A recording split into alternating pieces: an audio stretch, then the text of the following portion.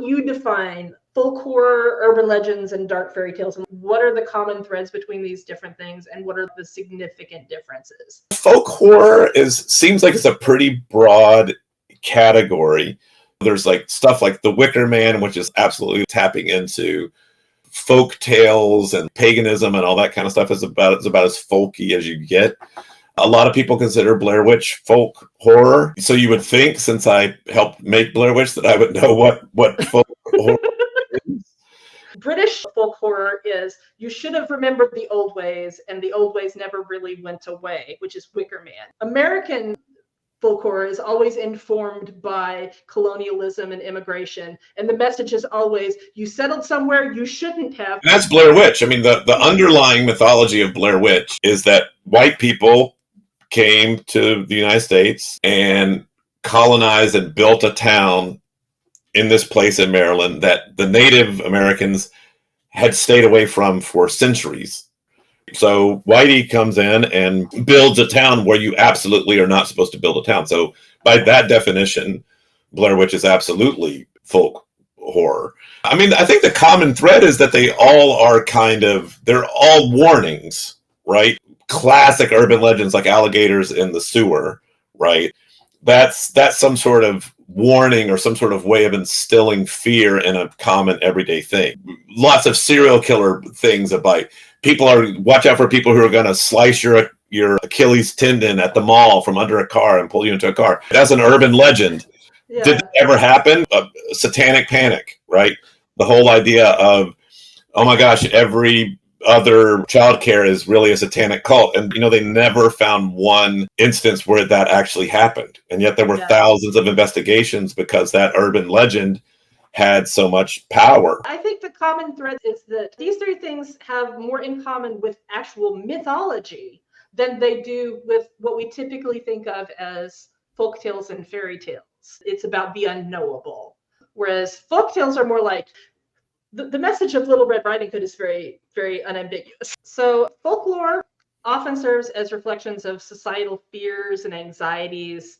Are there specific themes or motifs that you find effective in doing this kind of world building? I think part of why Blair Witch was so effective and blew up so much was it was just the cusp of the onslaught of video in our lives. The whole thing of everything being posted on the internet had not really started yet, but I think people saw that coming, right? I've always said probably one of the biggest visual filmmaking influences on Blair Witch was probably Cops. Before Cops, nobody had ever really seen something that was just like following somebody around with a camera, where you're not trying to hide the fact that the camera's there. The cop is clearly interacting with the camera that's there. A lot of times it's really boring, but because they're a cop, there's always this expectation of danger. Blair Witch kind of took advantage of that. And I think that the zeitgeist part of Blair Witch was that there was a new visual language for what real was, which was shaky and imperfect. Most movies are all about composition and beauty and lighting, but it's not necessarily a reflection of reality. And what was happening with the video revolution, you have a new idea of what visually represents reality. And Blair Witch comes along and is like, oh yeah, this feels really real because it kind of looks like what I shoot on my video camera, and then really messed up horror things happen, right? And I think that's what made it effective. As a horror filmmaker, I think if you're chasing the zeitgeist intentionally, you end up with cheese ball movies, right? Because you're like, oh, what's cool? Oh, chat rooms are cool. I'll make a horror movie about chat rooms or virtual reality. And those can work, but I think if you're chasing that zeitgeist, you're barking up the wrong tree. I think you have to just approach it honestly as a filmmaker or a storyteller. And the zeitgeist really should be what works for you, what motivates you as a storyteller, and have it be true for you. And then hopefully that truth translates to somebody else. I'm thinking about Megan, which is the horror movie that came out that was clearly in response to everybody's anxieties and fears around AI. Sure. And you're right, it absolutely does have that element of campiness and cheesiness. They kind of leaned into it and embraced it. But you're right, I don't think you can play it straight. All these things that we're talking about, myth, lore, fairy tales, legends, all that kind of stuff, are all usually some sort of explanation or example of some unexplainable power. I mean, that's a lot of like early mythology, like Greek gods and Roman gods and all that kind of stuff. Were not necessarily good, kind, like trying to do good things for you. So folk horror and urban legends typically rely on local myths and legends and Yep. superstitions. How do or do you research and use this kind of oral history and background information in your world building and storytelling? Blair Witch absolutely was built on oral tradition storytelling, right? Where I'm from, and I think where you're from, Kentucky, Tennessee, there's the Bell Witch.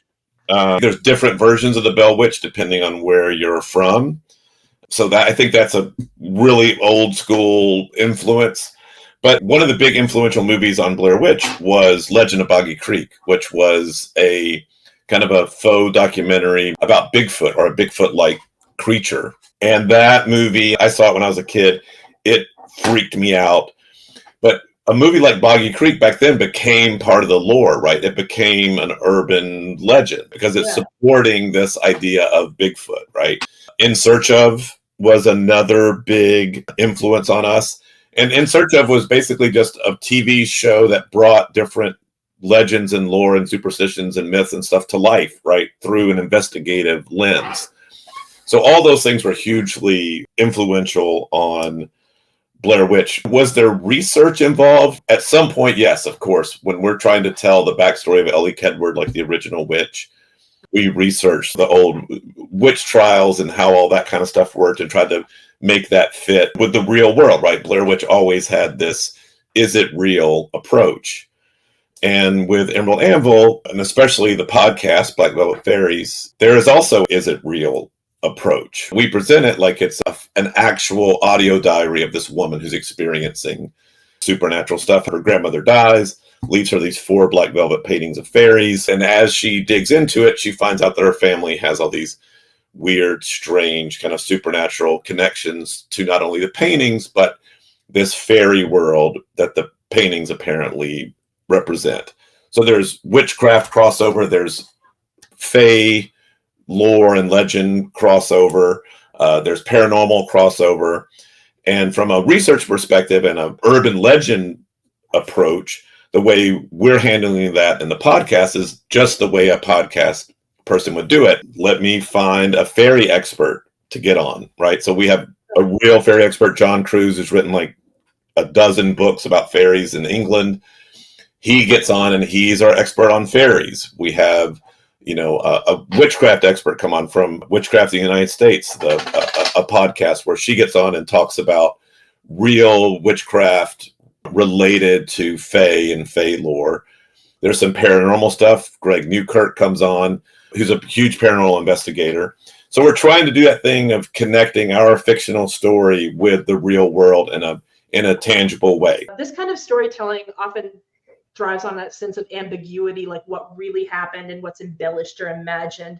How do you maintain mystery while also keeping the story clear? That's a super interesting question when you're talking about things from a world building perspective, right? Where part of world building is, especially in Dungeons and Dragons, yes, you drive the narrative, you control the narrative, but to a certain degree, your players can go off on a tangent, right? I do think with horror in general, Blair Witch really proved that it's not so much what you see as what you don't see. So I think that that sense of ambiguity helps you a lot of times in horror, right? Not being clear, not spelling everything out.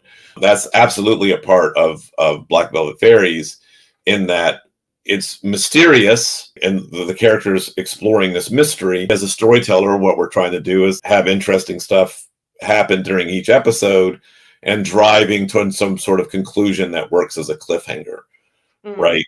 So not solve the mystery, but if you do solve a part of the mystery, you're putting the next puzzle piece in front of them to make the audience want to come in and see what happens next.